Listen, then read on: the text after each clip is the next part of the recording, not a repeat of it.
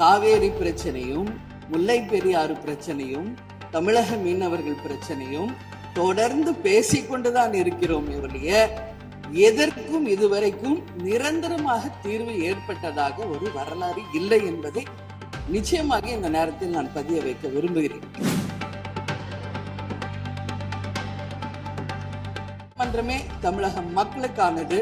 தமிழக மக்களின் வரி பணத்தில் நடத்தப்படுவதுதான் இந்த சட்டமன்ற இந்த கூட்டங்கள் எல்லாம்.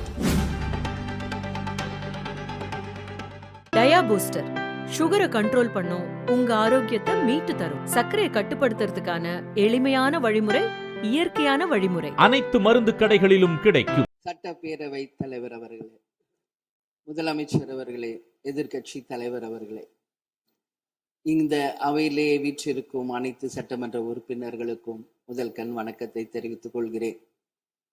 இன்றைக்கு சட்டப்பேரவையிலே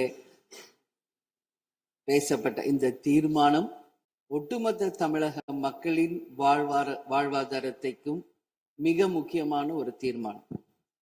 எனவே இதை யாரும் மறுக்கப் போவதும் இல்லை, ஏற்காமல் விடப் போவதும் இல்லை. தமிழ்நாட்டிற்காகவும் தமிழக மக்களின் அத்தனை உரிமைக்காகவும் ஒட்டுமொத்த தமிழகமும் ஒன்றாக தான் இருக்க போகிறோம், அதற்காக போராட போகிறோம்.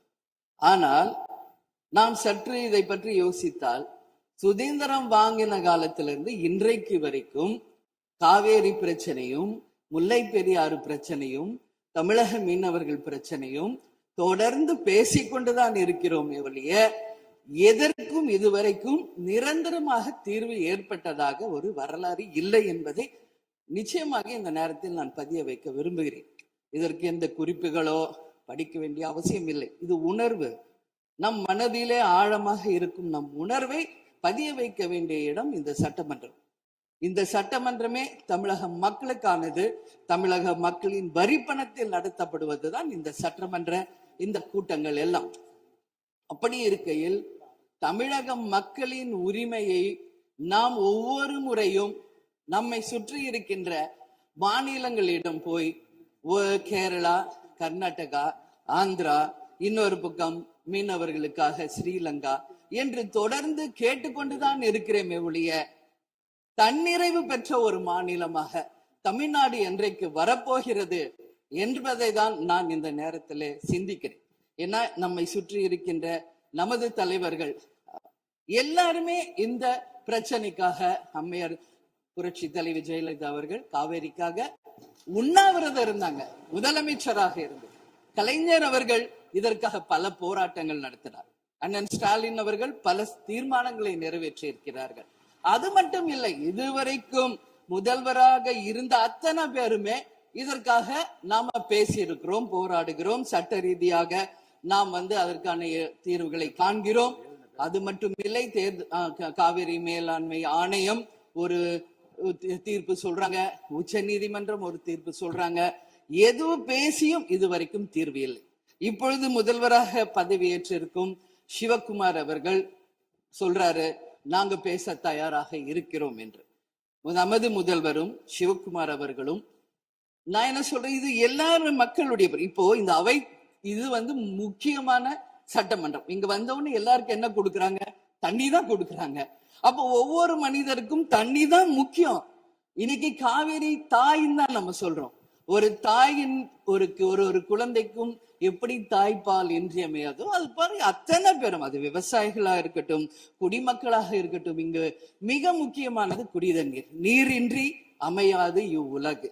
அதனால முதல்வர் அவர்களே, உங்களை நான் கேட்டுக்கிறது, எப்படி மின் மிகை மாநிலமாக தமிழகத்தை உருவாக்கணுமோ அது மாதிரி மின் மிகை நீர் மேலாண்மையை நாம் நிச்சயம் உருவாக்க வேண்டும் என்று கேட்டுக்கொள்கிறேன். மழை நமக்கு ஒரு கொடை, கடவுள் கொடுத்தது. அதற்கு இனி வர இருக்கும் மழை காலத்திற்கு முன் அதற்கான தீர்வுகளை நாம் ஏற்படுத்தி எங்கெல்லாம் தமிழ்நாட்டின் நதிகளை இணைக்க வேண்டும். சும்மா நம்ம போய் பக்கத்து ஸ்டேட்டுக்கிட்டயே தண்ணி கொடுங்க, டேம் கட்டாதீங்க கேட்டுக்கிட்டே தான் இருக்கோம், எதுவுமே நடக்கல. அதனால சொல்றேன், தன்னிறைவு மிக்க மாநிலமாக நம் தமிழ்நாடு உருவாக வேண்டும் என்று மாண்புமிகு முதல்வர் அவர்களை நான் கேட்டுக்கிறேன். தமிழ்நாட்டில் இருக்கிற நதிகளை நாம் இணைப்போம். எல்லா இடத்துலயும் தூர் வாருவோம். வரப்போகும் மழைக்காலத்திற்குள்ள அந்த நீரை எப்படி சேமிக்க வேண்டும் என்பதை நாம முடிவு செய்யணும். வீணாக கடல்ல போய் நீர்ல கலக்கிறத தடுத்தாலே தமிழ்நாடு மின்மிகை நீர் மேலாண்மை நிச்சயம் வரும் என்பதை தெரிவிச்சுக்கிறேன். இதுல யாருக்கும் எந்த மாற்று கருத்தும் இருக்காது. தமிழ்நாடின் உரிமை என்றைக்கும் நாம் விட்டு தர முடியாது. முன்னொரு காலம் புரட்சி கலைஞர் கேப்டன் எதிர்கட்சி தலைவராக இருந்தபோது தமிழகத்தின் பிரச்சனைக்காக அனைத்து கட்சியும் ஒன்று திரட்டி டெல்லிக்கு சென்று பிரதமரை சந்தித்து தமிழக மக்கள் சார்பாக கோரிக்கை வைத்தார். அதுபோல் தேவைப்பட்டால் அனைத்து கட்சியையும் நீங்கள் ஒன்றாக அழைத்து சென்று தமிழக மக்களின் உரிமையை நிலையாக உறுதியாக நீங்கள் நிலைநாட்ட வேண்டும் என்பதை நான் கேட்டுக்கொள்கிறேன். எனவே தேசிய முற்போக்கு திராவிட கழகம் என்றைக்கும் தமிழ்நாட்டின் உரிமைக்காகவும் தமிழக மக்களின் உரிமைக்காகவும் உறுதியாக மேகதாதுவில் அணை கட்டக்கூடாது என்பதிலும் எந்த மாற்று கருத்தும் இல்லை.